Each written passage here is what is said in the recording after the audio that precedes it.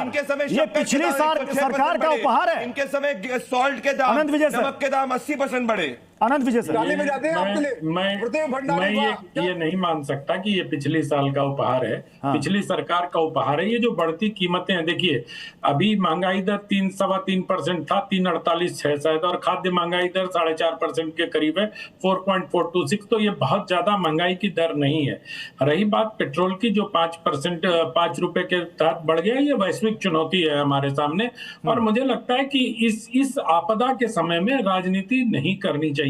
2008 में भी रिसेशन आया था, आप सबको याद होगा। मनमोहन सिंह जी उस समय प्रधानमंत्री थे, और तब मनमोहन सिंह भी यही अपील करते थे कि ये ग्लोबल रिसेशन का समय है। और ग्लोबल रिसेशन के समय अगर आप इस प्रकार की तू मैं करेंगे कि तुमने ये कर लिया, तुमने ये चोरी कर लिया, तुम वहां घूमने चले गए, तुम यहाँ, ये बड़ा गंभीर और संकट का समय है प्रत्युष जी। और देश की जनता के लिए अगर सही तरह से ये राजनीतिक दल अपनी कोई आवाज उठाना चाहते हैं तो वो आपस में मिल बैठकर एक ऐसी स्ट्रेटेजी पर इनको विचार करना चाहिए जिससे इस वैश्विक समस्या से जूझने में राष्ट्र को मदद मिले। ये बैठ के तू मैं करने से कुछ नहीं होगा कि तुम्हारे राज्य में ये हो गया, हमारे राज्य में ये हो गया।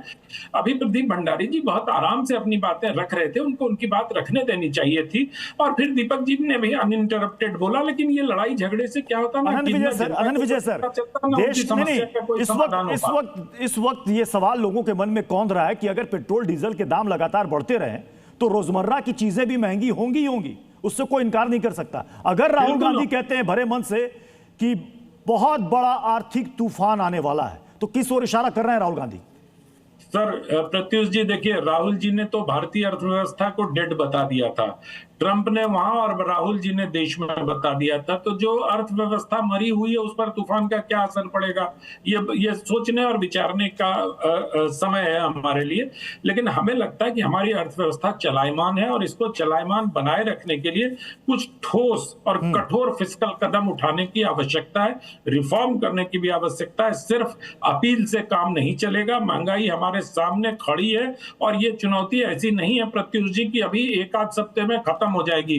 दोनों पक्षों में जिस तरह की तनातनी चल रही है, हॉर्मुज़ जल डमरू मध्य निकट भविष्य में खुलने वाला नहीं है। तो मुझे लगता है देश को और महंगाई के लिए तैयार रहना ही पड़ेगा। ठीक है।